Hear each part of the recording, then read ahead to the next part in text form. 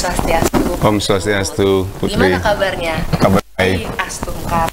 Terima kasih nih Pak Tut sudah meluangkan waktunya yang sangat-sangat sibuk mungkin patutnya di tengah-tengah kesibukannya, tapi mau saya mungkin pemirsa yang ada di rumah juga sudah sangat penasaran dengan tema yang akan dibawa oleh narasumber kita pada pagi hari ini. Mungkin langsung saja Pak Tut dipaparkan, silahkan. Baik, terima kasih Putri. Om Swastiastu, pemirsa Bandung TV dimanapun berada, umat Dharma yang saya kasihi dan saya banggakan.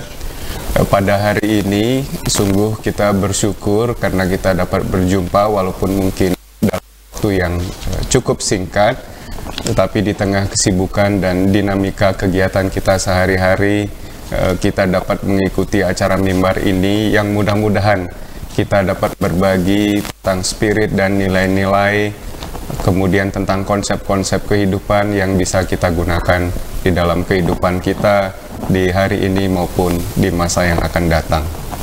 Bahwasanya tema kita hari ini tentang sumber daya Hindu unggul dan berintegritas di dalam menghadapi berbagai tantangan di era revolusi industri 4.0 ini adalah salah satu tema yang aktual, yang sangat dibutuhkan untuk saat ini, terutama bagi generasi muda kita.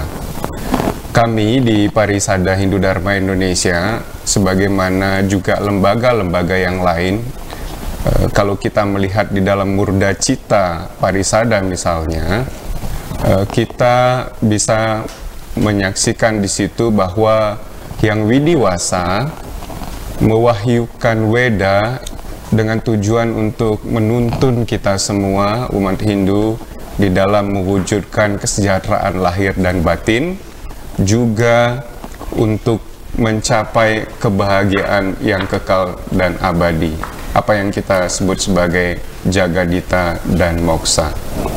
Nah, Jagadita di sini juga bertujuan untuk mewujudkan setiap insan Hindu dapat mencapai puncak jati dirinya. Nah, disinilah kemudian diturunkan, kalau dalam konteks membangun insan Hindu yang unggul dan berintegritas, itu diturunkan dalam misi Parisada, terutama misi yang kedua, yaitu meningkatkan kepedulian kita di dalam membangun atau meningkatkan semangat membangun sumber daya Hindu yang maju, unggul, mandiri, berlandaskan pada ajaran Dharma. Jadi tetap ditekankan landasannya adalah ajaran Dharma. Kita juga bisa melihat bagaimana pentingnya insan yang unggul dan berintegritas ini di dalam pustaka-pustaka suci kita yang lain juga menjadi pesan utama. Di dalam Sarasa Muscaya, sloka 299 sampai dengan sloka 313 misalnya, jelas di situ dinyatakan bahwa umat Hindu untuk menjadi insan yang ideal setidaknya memiliki dua karakter dasar. Yang pertama adalah insan yang pradnyan, yang kedua adalah insan yang purusa utama atau berbudi luhur. Itulah keutamaan daripada sosok individu yang unggul dan berintegritas. Pustaka-pustaka suci lain, misalnya di dalam Yoga Sastra juga disampaikan bahwa cita-cita tertinggi dari para yogi adalah untuk mencapai prajna. Prajna ini adalah kecerdasan kosmik yang di dalam Weda Gita juga disebut sebagai Samudra Arnawa atau Budi Satwa. Inilah cita-cita atau keutamaan daripada kita lahir sebagai insan di bumi ini. Nah, untuk itu penting sekali, terutama di zaman sekarang ini, kita untuk terus memberikan pesan ini kepada kita semua dan juga generasi penerus, sehingga cita-cita menjadi insan yang unggul dan berintegritas, sukses di dalam menghadapi berbagai dinamika kehidupan di era revolusi industri yang sangat terkenal dengan globalisasi dan digitalisasi ini, itu dapat tercapai menjadi insan yang sukses, tidak hanya sukses biasa tetapi juga sukses mulia. Kira-kira itu Putri yang dapat disampaikan kenapa tema ini menjadi begitu penting ya bagi kita untuk saat ini. Kalau kita lihat atau pemirsa lihat di dalam Kamus Besar Bahasa Indonesia, itu makna dari unggul adalah lebih tinggi dibandingkan dengan yang lain. Tinggi dalam artian lebih pandai, lebih baik, lebih awet, dan sebagainya. Unggul di dalam KBBI juga diterjemahkan sebagai yang utama atau yang terutama. Unggul juga diterjemahkan sebagai yang unik, artinya tidak dimiliki oleh orang lain atau tidak ada di tempat lain. Dalam tradisi balapan atau kontestasi, unggul juga diidentikan dengan menang. Nah, di dalam parama sastra kita, di dalam Mutiara Hindu Nusantara, dalam hal ini Sarasa Muscaya, unggul itu terminologinya sama dengan pradnyan. Pradnyan mengandung arti bahwa seseorang menguasai suatu keahlian atau menguasai kompetensi dasar atau kompetensi sesuai dengan swadharmanya. Di dalam Sarasa Muscaya, orang yang unggul itu dikatakan sebagai orang yang knowledgeable, yang berpengetahuan. Nah, sumber-sumber pengetahuan itu banyak sekali. Nah, salah satu di dalam Sarasa Muscaya disarankan agar kita bisa menjadi insan yang banyak berpengetahuan. Ada 3 yang disarankan di sana. Satu adalah banyak-banyaklah bergaul. Jadi memiliki banyak teman artinya memiliki banyak sumber ilmu pengetahuan. Yang kedua disarankan oleh Sarasa Muscaya adalah bangunlah jejaring, bangunlah network. Karena dengan jejaring ini pengetahuan juga diperkuat, pengetahuan diperkaya. Dan yang ketiga yang disarankan adalah senantiasa atau rajin-rajinlah berdiskusi. Berdiskusi dalam artian belajarlah untuk bijak menerima pendapat orang lain, menerima pemikiran orang lain. Karena dari sanalah ilmu pengetahuan itu akan bertambah. Nah, demikianlah kira-kira definisi unggul kalau kita lihat dari Kamus Besar Bahasa Indonesia kita maupun dari parama sastra kita sebagaimana yang dituliskan di dalam Sarasa Muscaya ini. Nah, seperti tadi disampaikan, kata kunci dari unggul ini adalah pengetahuan. Oleh karena itu, dalam pembahasan lebih lanjut nanti kita akan banyak mengupas bagaimana pengetahuan memegang peranan penting di dalam membangun insan yang unggul itu.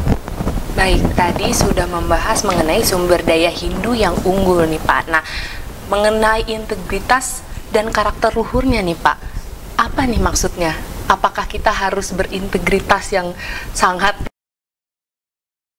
Pak, silahkan bisa dijelaskan mungkin untuk pemirsa yang ada di rumah. Ya, jadi terminologi kedua yang dalam tema ini adalah berintegritas. Silakan dicek juga di dalam Kamus Besar Bahasa Indonesia kita. Integritas di sana itu diterjemahkan sebagai sifat atau mutu atau keadaan yang mengandung kesatuan yang utuh, yang dapat mewujudkan potensi dan kemampuan serta memancarkan kewibawaan dan kejujuran. Jadi integritas ini berkaitan dengan budi luhur atau karakter yang luhur. Nah, di dalam Sarasa Muscaya, integritas ini disebut sebagai purusa utama. Apa ciri-ciri orang yang berintegritas? Kira-kira juga ada 3 di sana. Yang pertama adalah orang berintegritas itu tidak senang sekali ketika dipuji dan tidak merasa hina ketika dicaci. Artinya apa? Orang berintegritas itu bersifat tenang. Seperti halnya di dalam Patanjali Yoga Sutra disebutkan Yogascita Writti Nirodha. Dia yang tenang, yang melaksanakan yoga mampu mengendalikan modifikasi pikirannya. Nah, ciri-ciri purusa utama yang kedua adalah mampu mengendalikan fluktuasi perasaan dan pikiran. Jadi tidak berlebih-lebihan. Jika senang, tidak tertawa berlebih-lebihan. Jika sedih, juga tidak menangis berlebih-lebihan. Itulah salah satu ciri kedua, yaitu mampu mengendalikan fluktuasi perasaan dan pikiran. Yang ketiga adalah rendah hati. Kenapa rendah hati ini penting? Karena seperti kita ketahui, pengetahuan itu akan mengalir seperti halnya sungai mengalir ke tempat yang rendah, maka pengetahuan akan secara terus-menerus mengalir kepada orang yang rendah hati. 3 hal itulah yang menjadi ciri dari orang yang berintegritas. Baik, nampaknya pembahasannya sudah mulai seru nih Pak, tetapi kita bakal jeda sejenak. Tetaplah bersama kami pemirsa yang ada di rumah dalam Mimbar Agama Hindu Badan Penyiaran Hindu Provinsi Jawa Barat di Bandung TV.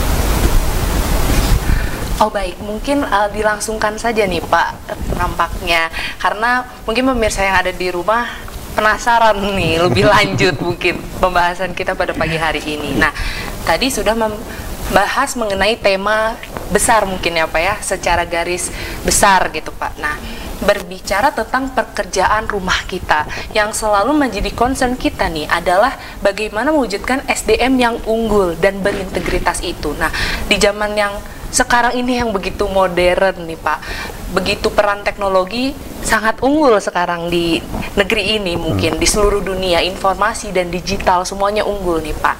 Nah, tentunya ada aspek-aspek yang perlu diperhatikan juga dalam proses yang harus dilalui. Nah, untuk itu saya banyak sekali nih pertanyaannya. Nah, aspek-aspek apa nih Pak?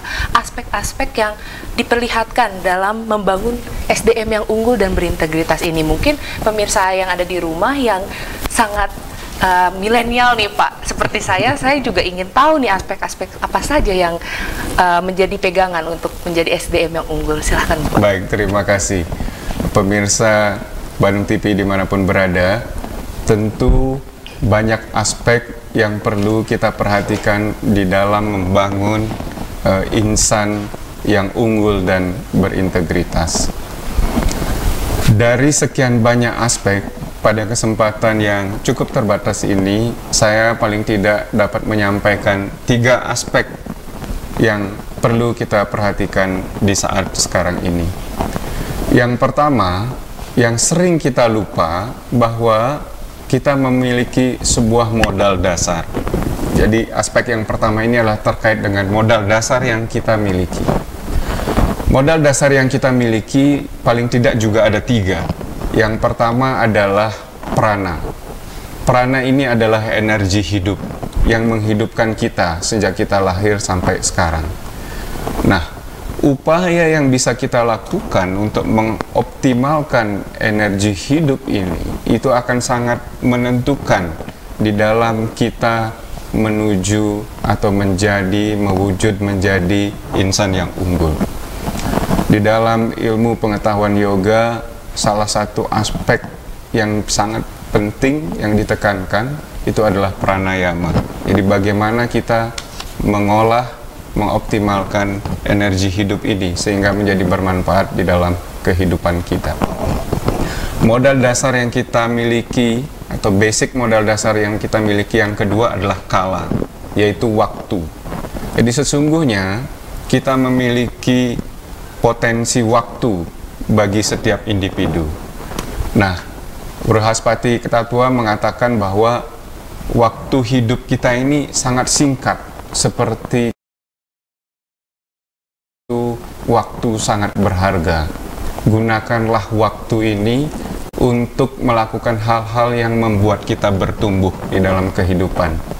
Jangan gunakan waktu untuk hal-hal yang sebaliknya, sehingga dengan bertumbuh ini kita menjadi insan yang unggul dan juga berintegritas. Modal dasar yang ketiga adalah cita. Cita adalah pure intelligence, intelligence atau kecerdasan murni yang ada bersama kita sejak kita dilahirkan. Namun di dalam kehidupan sehari-hari kita jarang menggunakan atau mengakses kecerdasan murni ini. Kita mungkin lebih banyak menggunakan dimensi mind yang lain seperti intelek, budi, manah, dan ahamkara itu sendiri. Tapi kita sangat jarang mengakses dimensi yang disebut dengan cita.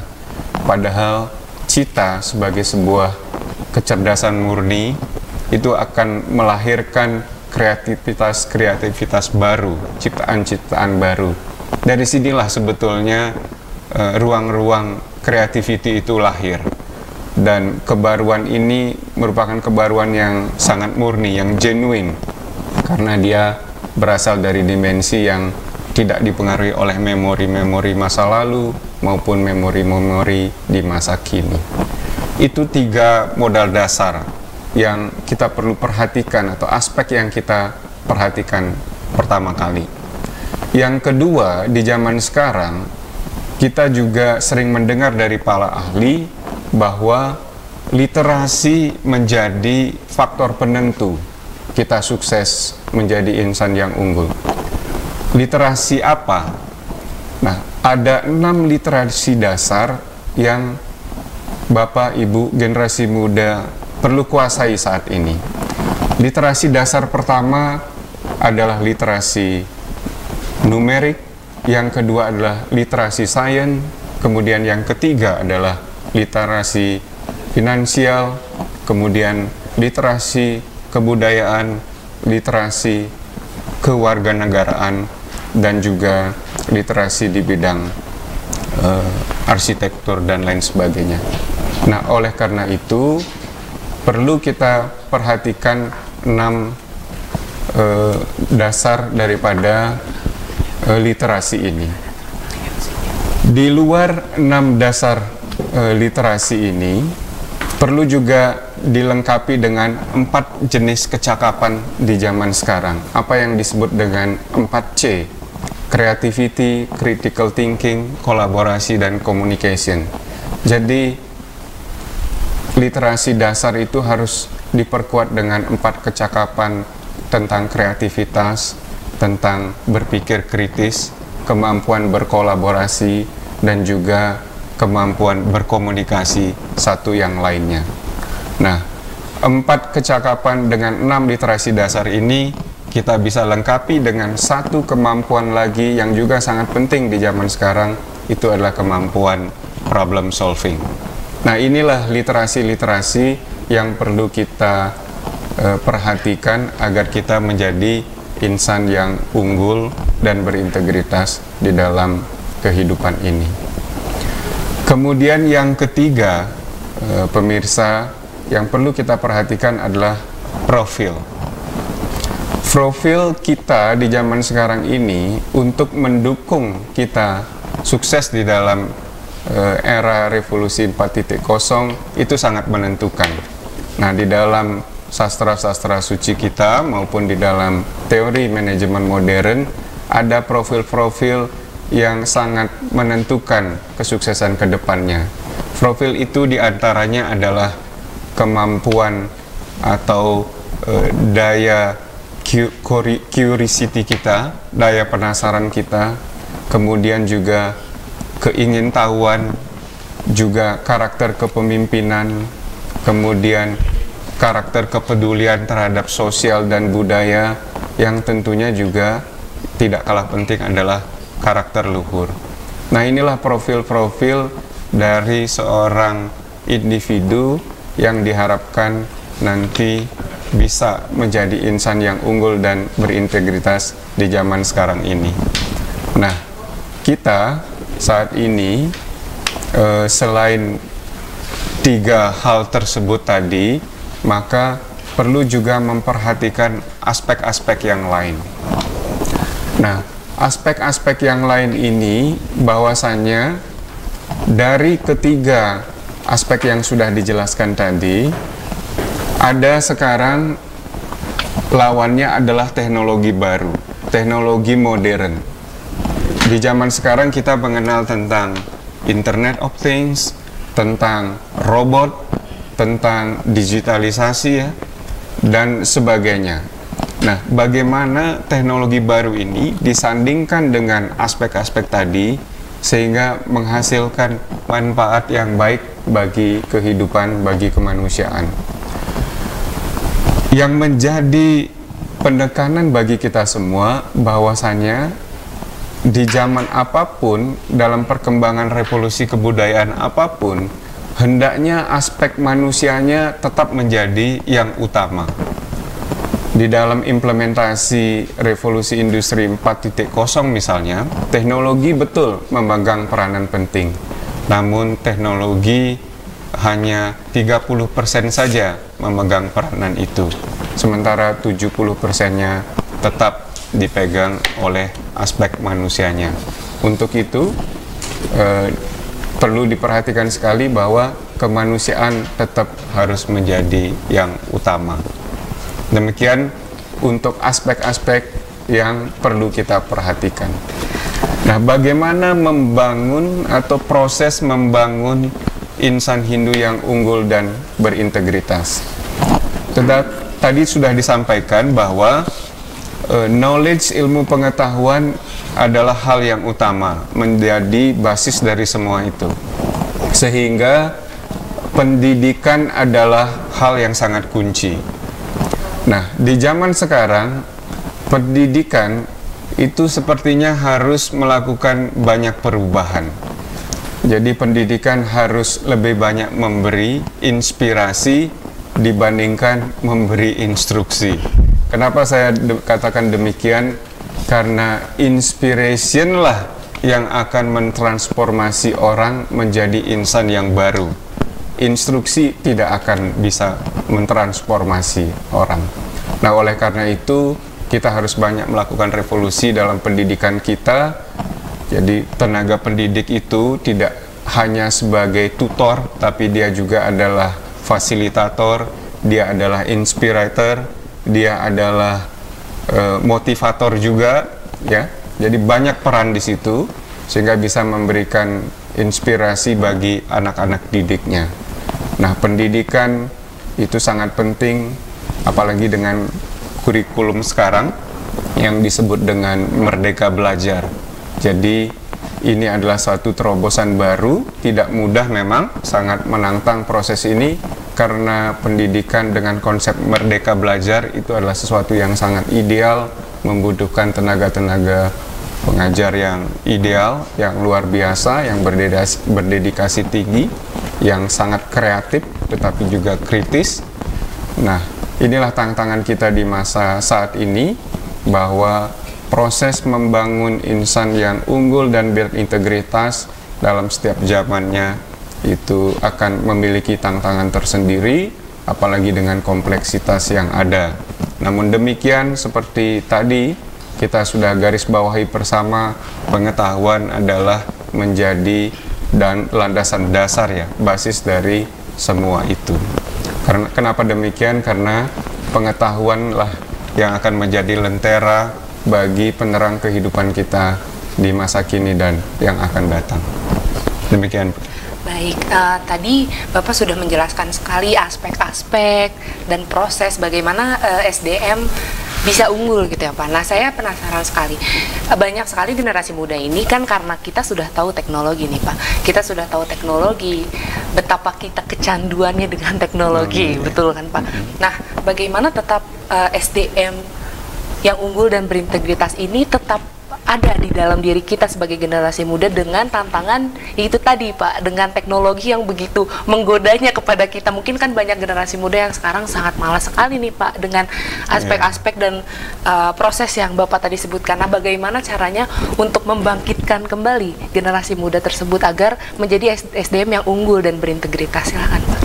Ya, kita sebetulnya sudah sering juga diberikan ajaran-ajaran ya, atau diberikan konsep-konsep di dalam kehidupan kita, bahwasanya di dalam hidup ini kebahagiaan itu ditentukan oleh harmoni ya. Bagaimana kita membangun harmoni di dalam kehidupan. Sehingga bagi generasi muda, faktor-faktor ekonomi, faktor-faktor pendidikan, faktor-faktor di bidang kesehatan, misalnya ya, olahraga, membangun fisik, atau di dalam berkesenian, berkebudayaan, ya, berpolitik dan lain sebagainya, itu adalah salah satu aspek-aspek di dalam kehidupan yang senantiasa harus dibalans, ya, diharmonikan dengan aspek-aspek yang lain yang tadi kita sebut sebagai berbudi luhur atau berkarakter luhur itu. Nah, ini harus senantiasa dibalans, karena hanya dengan cara ini kita akan menemukan kebahagiaan yang sejati itu. Jadi jika tidak, pasti ada sesuatu yang pincang dan kita akan masuk kepada suatu kondisi di mana mungkin kita menemukan kesenangan, tapi mungkin sifatnya hanya sesaat gitu. Kita akan masuk pada siklus penderitaan berikutnya gitu. Jadi sangat penting untuk generasi muda memperhatikan hal ini, bahwa betapapun kemajuan itu tetap harus diimbangi dengan aspek-aspek karakter atau berbudi luhur yang tadi sudah dijelaskan. Baik, nah masih berkaitan dengan generasi muda itu sendiri nih Pak. Nah, apakah masih relevan nih pesan-pesan utama di zaman sekarang itu? Ya. Ya. Baik, dalam berbagai perubahan zaman, jika kita mau meneropong di saat ini maupun meneropong ke depan, itu apa yang disebut dengan sanatana dharma ya. Jadi kebenaran-kebenaran universal itu akan senantiasa abadi dan tetap berlaku, tetap kekinian, tetap remaja di setiap zamannya. Nah, oleh karena itu menurut saya pesan-pesan utama itu akan senantiasa relevan, dan semakin relevan sebetulnya terutama di zaman sekarang ya, ketika kita melihat begitu banyak deviasi ya di dalam kehidupan kita. Nah, oleh karena itu bagi kita semua dan bagi generasi muda, jadi apa yang kita perlu lakukan adalah bagaimana agar nilai-nilai itu tampil remaja di zamannya, di saat sekarang. Nah, bagaimana tradisi dan budaya luhur di masa yang lalu, yang bukan sembarang tradisi, tapi tradisi yang dilahirkan atas dasar pengetahuan, jadi tradisi yang tercerahkan, di kita disebut sebagai acara ya. Acara itu dikatakan sebagai prawerti kawarahring aji, jadi tradisi dan budaya yang tercerahkan, yang berdasar pada ajaran-ajaran suci. Nah, oleh karena itu pasti akan tetap relevan pada setiap zamannya. Tinggal kreativitas kita di saat ini bagaimana agar dia selalu tampil remaja. Nah, saya tertarik misalnya teman-teman di ISBI Bandung misalnya gitu ya, tetap menampilkan seni dan tradisi budayanya, tapi dengan bentuk-bentuk tampilan multimedia yang kekinian sehingga tampak begitu menarik gitu. Nah, inilah yang menjadi tantangan buat kita, bagaimana agar nilai-nilai, values ya, spirit kita tetap tampil remaja di zamannya. Demikian. Baik, tadi terima kasih banyak ya Pak, tadi sudah dijelaskan secara menyeluruh nih Pak. Nah, mungkin yang terakhir dan menjadi penutup kita Pak, bagaimana Bapak melihat kecenderungan masa depan ini nih Pak? Nah, apa juga pesan Bapak untuk kita semua generasi muda, mungkin untuk Bapak Ibu yang ada di rumah juga, khususnya agar mampu menjadi SDM Hindu yang unggul dan berintegritas? Silahkan Bapak. Baik, pemirsa Bandung TV, umat sedharma dimanapun berada, sebelum kita masuk kepada pesan-pesan atau penutup di dalam mimbar ini, maka kita perlu melihat lagi ke belakang apa yang disebut sebagai kepribadian Hindu. Nah, kepribadian Hindu atau moral dasar Hindu itu sesungguhnya adalah kesadaran bahwa kita adalah bagian integral dari semesta ini. Kita bagian yang tidak terpisahkan dari semesta ini. Artinya apa? satu dengan yang lain dari kita itu saling terkoneksi, saling terhubung. Nah, dengan demikian spiritnya adalah kita di dalam kehidupan ini harus membangun sesuatu untuk kebaikan semua, karena kita terhubung satu dengan yang lain. Spirit untuk membangun kemampuan kita harus didasari dengan pemikiran untuk membangun hal-hal baru yang bermanfaat bagi kita semua. Nah, dengan kepribadian dasar ini, insan Hindu memandang masa depannya. Artinya apa? Bagaimana perkembangan teknologi, perkembangan kebudayaan, munculnya revolusi kebudayaan baru atau hal-hal baru itu harus dikawal dan diwarnai oleh spirit dan nilai-nilai Hindu, sehingga insan Hindu tidak kehilangan jati dirinya, tidak kehilangan kepribadiannya kapanpun itu. Nah, salah satu contoh misalnya yang masih sangat relevan yang insan Hindu bisa kontribusikan kepada Indonesia dan kepada dunia di dalam perkembangan zaman sekarang itu, misalnya bagaimana konsep Trihita Karana, misalnya keseimbangan atau membangun harmoni dengan alam. Bagaimana pengembangan teknologi yang kemungkinan bisa berwajah destruktif bisa dilunakkan wajahnya oleh prinsip-prinsip kepribadian Hindu, misalnya menjaga harmoni dengan lingkungan. Bagaimana pembangunan industri modern tidak merusak lingkungan. Bagaimana pembangunan ekonomi berjalan sejajar paralel dengan pelestarian lingkungan, environmental protection. Kenapa demikian? Karena sesungguhnya pelaku ekonomi juga pasti akan sangat concern pada sustainability, pada bisnisnya yang berjalan dalam jangka waktu yang panjang. Bagaimana mungkin sebuah usaha bisa berjalan panjang kalau lingkungannya rusak, bahan bakunya tidak ada misalnya. Sehingga dalam hal ini kita bisa memberikan kontribusi bahwa keseimbangan di dalam menjaga lingkungan dengan keseimbangan memajukan ekonomi itu bisa berjalan bergandengan tangan. Demikian juga di bidang-bidang yang lain ya.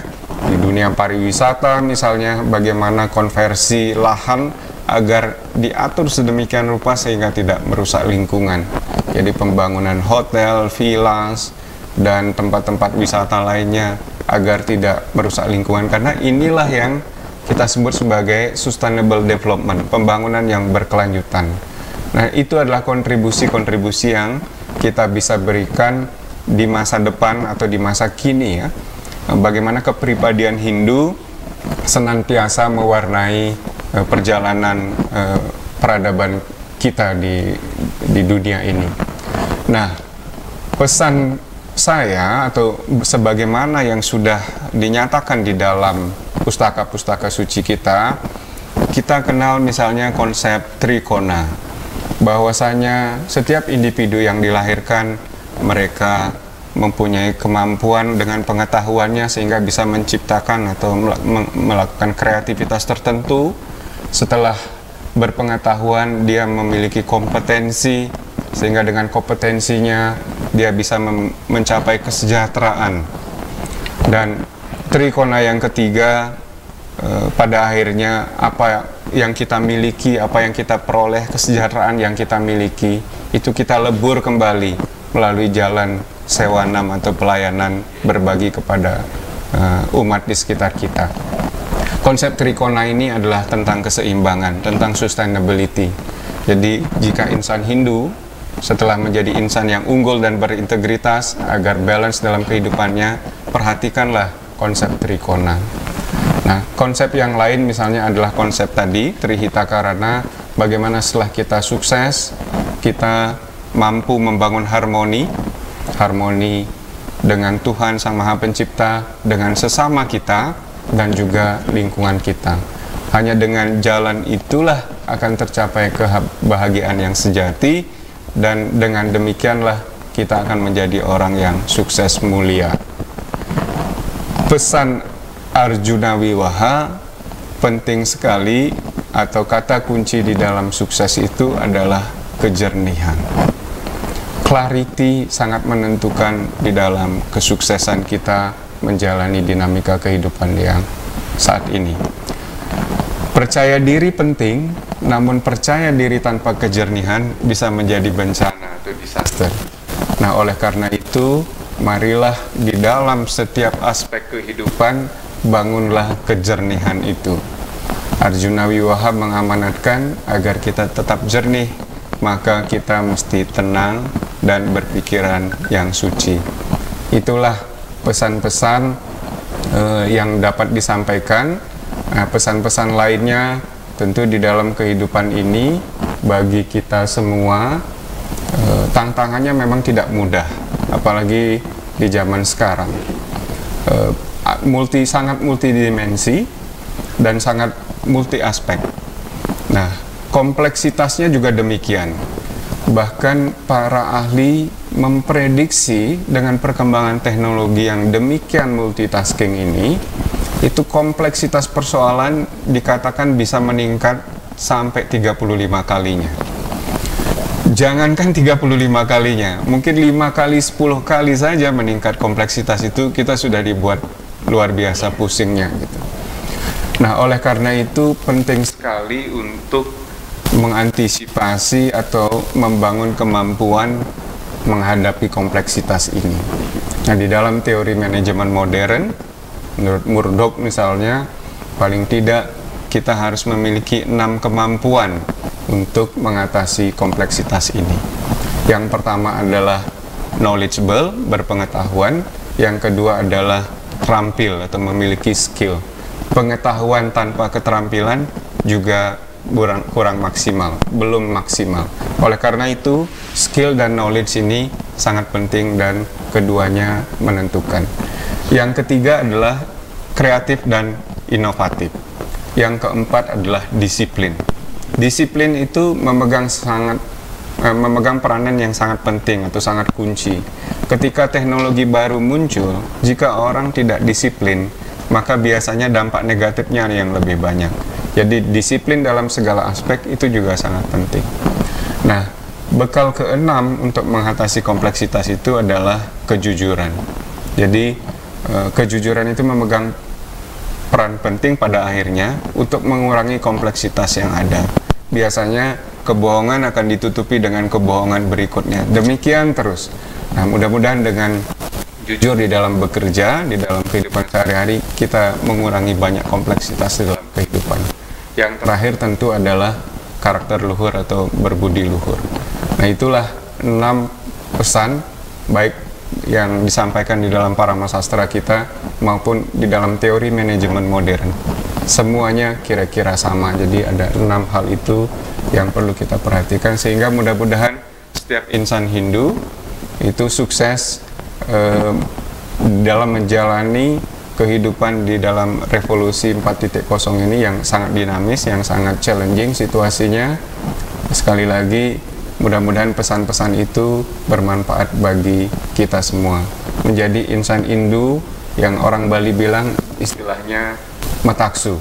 Jadi satunya pikiran, perkataan, dan perbuatan. Nah, dengan demikian apa yang kita pikirkan, yang katakan, yang juga kita lakukan bisa terwujud di dalam kehidupan kita sehari-hari. Demikian. Baik, tapi Putri masih penasaran nih Pak. Tadi kan pesan untuk generasi mudanya nih Pak. Nah, tapi Putri ingin tahu nih pesan untuk orang tuanya mensupport generasi mudanya ini nih Pak. Karena yang Putri dapat gitu, banyak sekali generasi muda Hindu terutama yang tidak disupport oleh orang tuanya untuk mengikuti kan kita memiliki organisasi kehinduan tentunya Pak di Indonesia ini. Nah, tidak disupport untuk mengikuti organisasi tersebut gitu. Padahal ya itu tujuan kita untuk menjadi SDM yang unggul dan berintegritas. Nah, bagaimana nih Bapak memberikan pesan untuk orang tua yang ada di rumah nih meyakinkan bahwa anak-anaknya akan baik-baik saja nih Pak? Silahkan. Baik, terima kasih Putri. Untuk orang tua dimanapun berada, saya juga orang tua. Betul, saat ini. Pak. Jadi tadi sudah disampaikan, untuk menjadi insan yang pradnyan dan purusa utama, itu anak-anak kita harus banyak bergaul, membangun jaringan network, dan juga mampu atau banyak berdiskusi ya, agar pengetahuannya bertambah. Ya, lakukanlah itu. Tugas kita sebagai orang tua hanya menciptakan lingkungan di mana anak-anak kita bisa bertumbuh dengan sebaik-baiknya. Dunia sudah sangat berubah, kita perlu mendukung dan menciptakan environmental yang baik untuk mereka bertumbuh.